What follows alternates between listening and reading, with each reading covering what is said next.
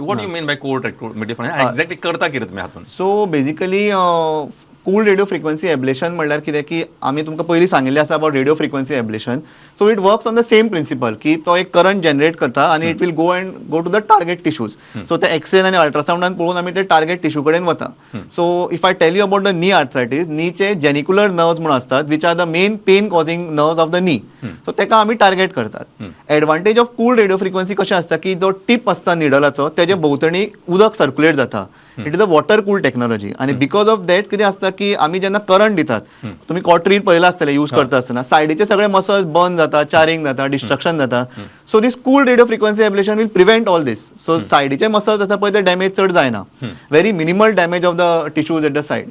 Secondly कशें आसता, because it is a cool radio frequency एक लिजन व्हडलो आसता. सो जेन्ना आमी एक नर्व आसता, तुमी खबर आसतलें की एनाटॉमिकल वेरिएशन्स खूब आसता आमच्या बॉडी भितर. सो कोणाची एक नर्व हांगा आसा, it need not be the same in the second person. So this minor anatomical variations also are taken care of by this cool radio frequency ablation. So because of these कशें आसता की पेशंटाक long term relief मेळटा आनी patient does not have to undergo a surgery also. So if he doesn't want to undergo surgery, he can go for this option. For those who are in little early stage, जसं तुमकां सांगिल्लें regenerative medicine, we do something called as platelet rich plasma therapy. So this is also quite easily available in Goa. So platelet rich plasma therapy just इथून सांगता तुमकां की so कितें आसता की तेतून आमी पेशंटाचे ओन ब्लड काडटा आनी एक PRP किट आसता. सो त्या PRP किटान ते ब्लड कलेक्ट करून एक सेंट्रिफ्यूज मशिनान घालून ते PRP तयार करतात. सो PRP म्हणल्यार platelet rich plasma. So that plasma जो असता पळय तेतून प्लेटलेट्स असतात.